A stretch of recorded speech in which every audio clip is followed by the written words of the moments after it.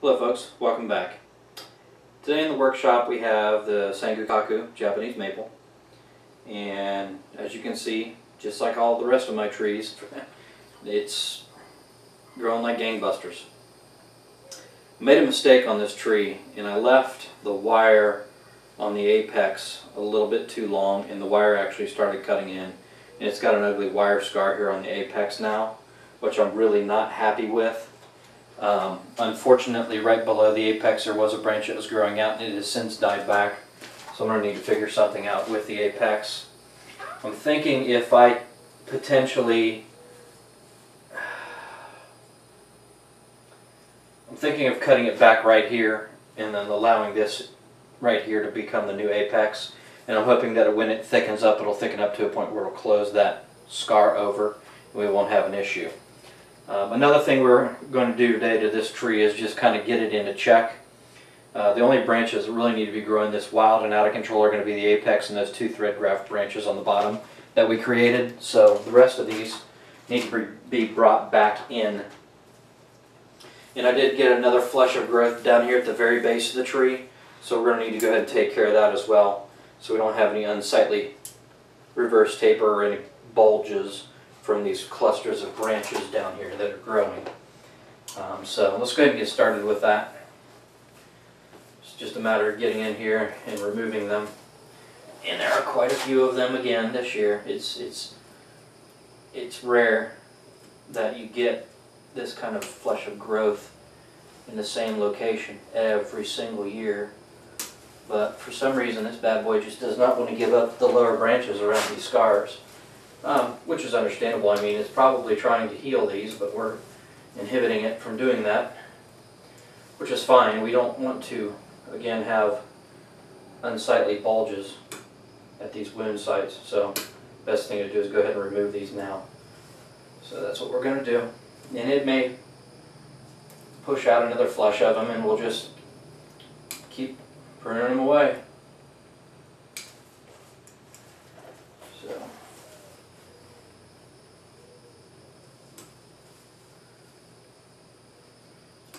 Get that done.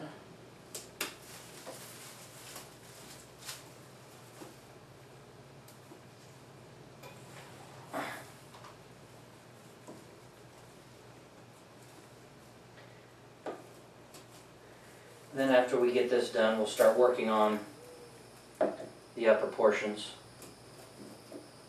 doing some branch selection on this tree and branch removal, and some of these we're going to cut back and start some ramification on them. It's doing very well as far as healing is concerned, though. That's one thing I can say for this tree. It's really happy to heal itself. As a result, though, it puts off these giant branches down low, which is not what I'm after. I've thought several times, though, at potentially having a lower branch down here where this bulge is to kind of create the illusion of a number one branch, and then it curves off in this direction, but that's kind of what I've done with this number one branch here. Something else I wanted to point out to you is this is supposed to be number one branch, and this is supposed to be number two branch. And if you look, it looks like number two branch is getting a little bit more growth than number one branch. So I'm going to have to do something to kind of curb that number two branch from getting thicker than number one.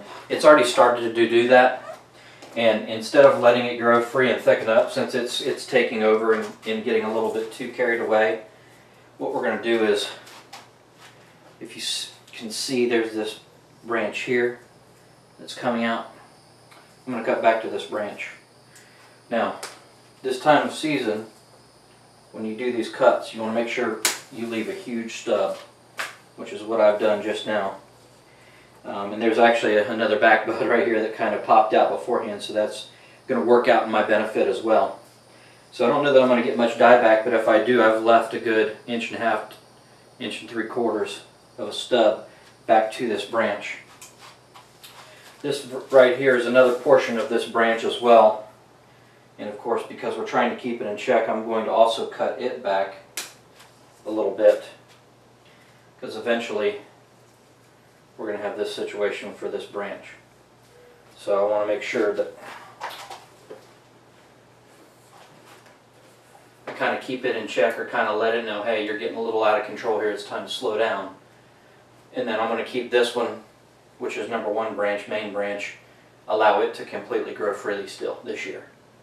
So it's just going to have the ability to take off and do whatever it wants to do, or whatever it sees fit. Now I've got some smaller insignificant branches, and I'm just going to take the scissors and take care of those. They're just adventitious buds that popped out in wrong locations along the tree here. And they're really small and insignificant, so we're going to eliminate those now. It's because we want the energy to be transferred to the areas of the tree that we're trying to develop. This tree's not had much stress in its life, so we're not in any worry about the health of the tree, that's for sure. We just want to make sure that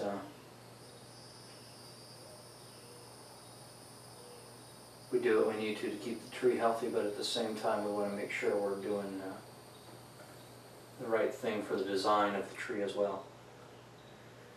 Now, I cut off that large branch.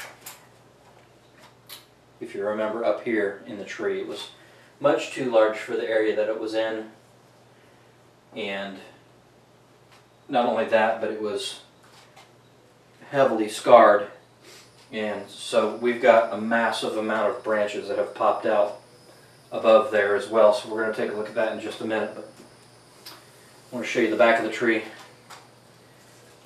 Somebody at one point in time mentioned that there weren't any back branches on this tree, and as you can see, there's probably 50 branches that have budded back on the back side of this tree. So I've got plenty to choose from the rear of the tree as far as back branches are concerned. I have this one right here, which is actually one of my main back branches. Let me pull it to the side so you can see. This branch right here is actually a main back branch. And then up above there I've got this whole mess of back branches as well. So we need to start thinking about selectively choosing those back branches. Now, another thing to consider when you're doing this to this tree is a lot of people will look for the very adventitious shoots up top.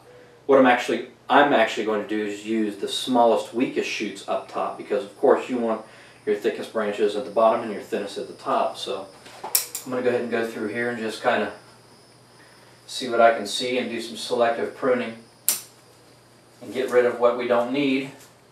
Now, at the same time, like I said before, we've got to keep these upper branches in check because we don't want to get them too thick. And when I mean upper branches, I'm talking about the ones that we kept from last year. So I'm going to cut those back as well, which is going to force some ramification there, which also is going to let more light get into the branches below it, and in turn help them thicken up. So we're just going to go through here and selectively prune away a few things, just to kind of help the branch above it and below it.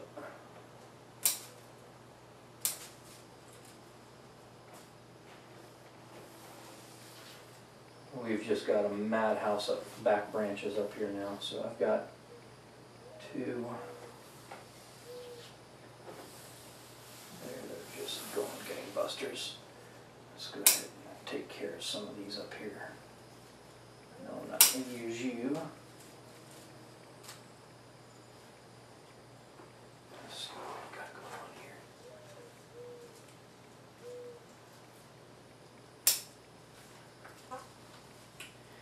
Now, some of these I've already trimmed once this year, and they've just come out with a second flush of growth. So I'm just going to keep knocking them back to keep them in check, which of course will force more ramification. And I'm really bummed out about that upper part. But what can you do? I need to keep a branch there. I'm going to keep that one, which means I need to eliminate the rest of this.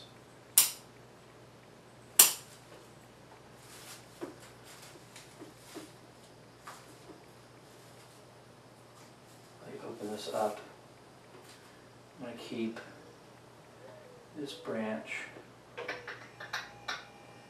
above, which is a smaller one than this one. Keep this branch here, which means I want to go ahead and eliminate these. Let that light in so that one can continue to grow strongly. Now, back branches, I don't want any at the same plane as what I've already got, so these are going to have to go.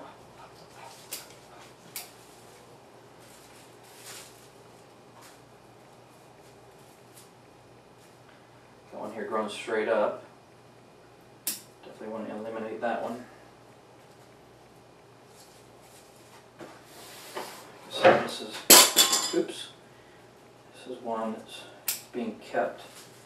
Make sure I get that one cut back.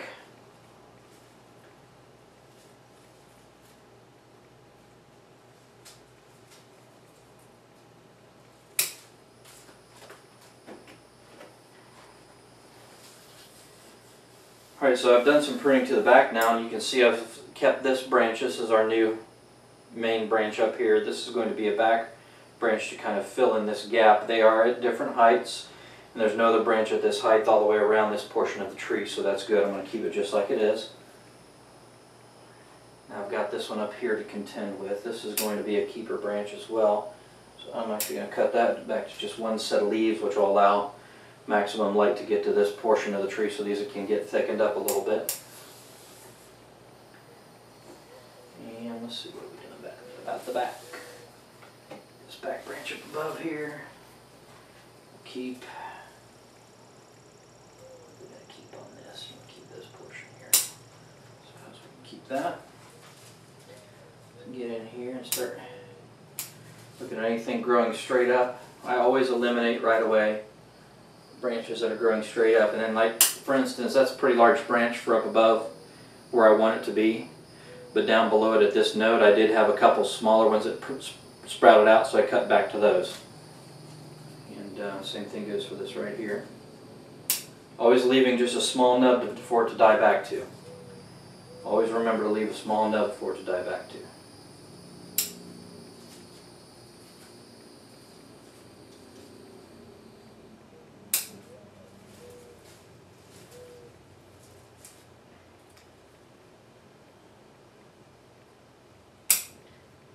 That clear back to there. That's good, that's good, that's good. What we have here, that's good. Okay.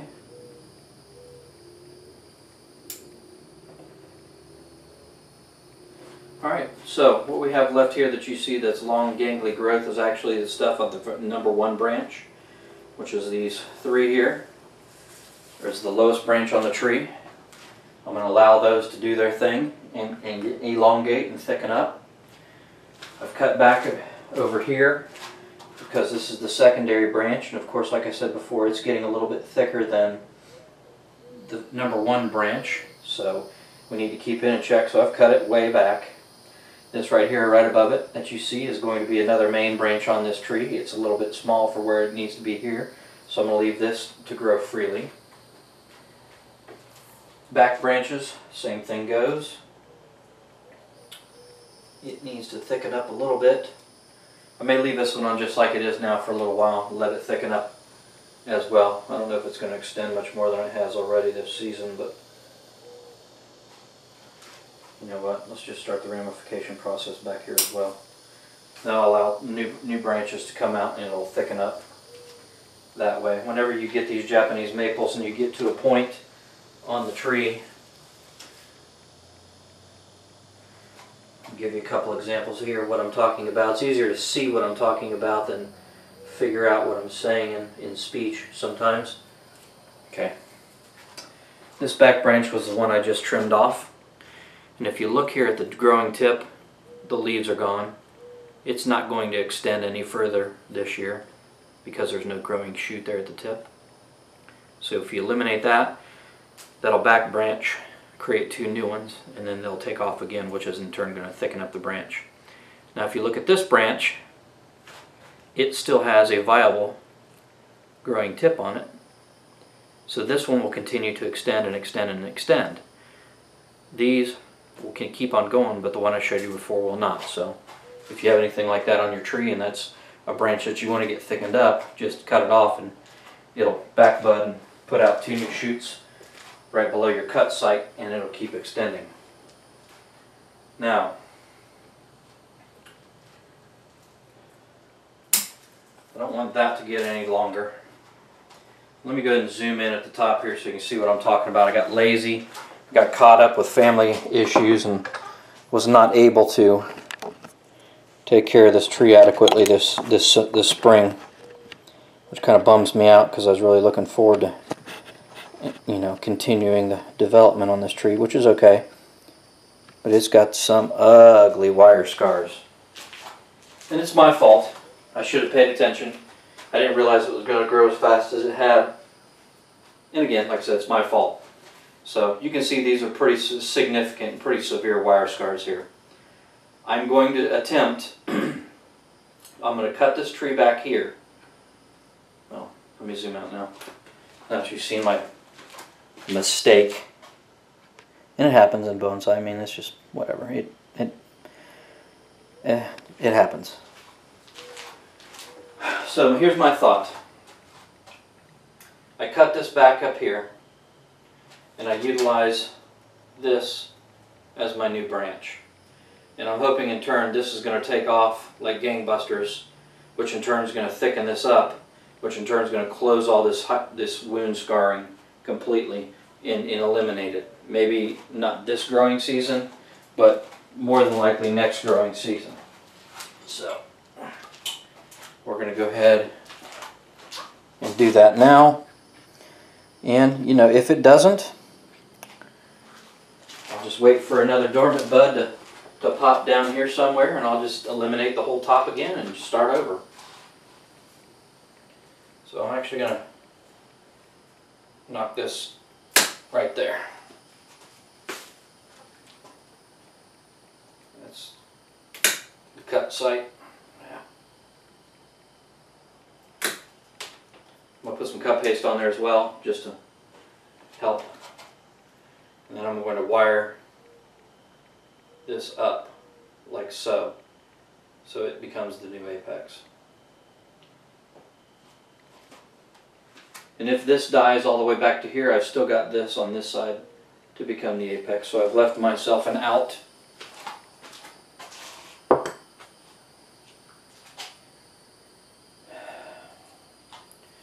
I shouldn't have had to have done that if I'd have been on top of things.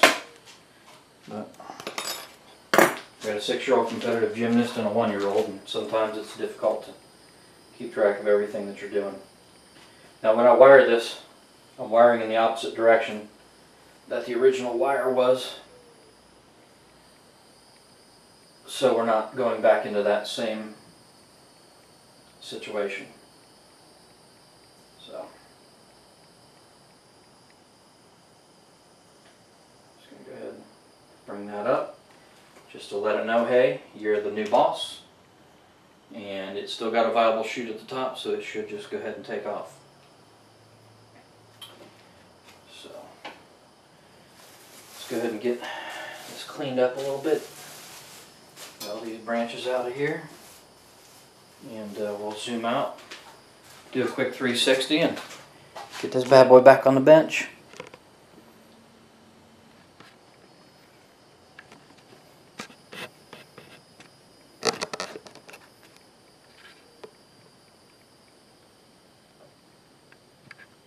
Okay, so recap, new top, and of course I still am going to put cut paste on here. Might as well do it. I got you on video here. I'll always edit this out later if I need to. Here it is. I was out of cut paste there for a second.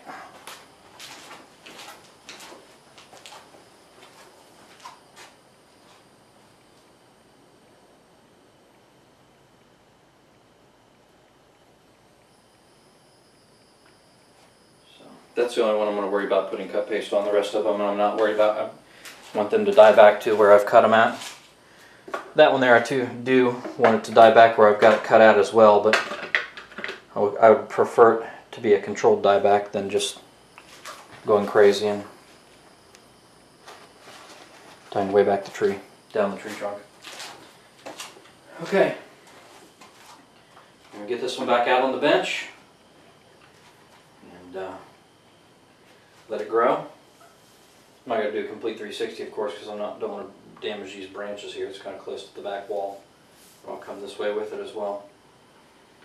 So you can see.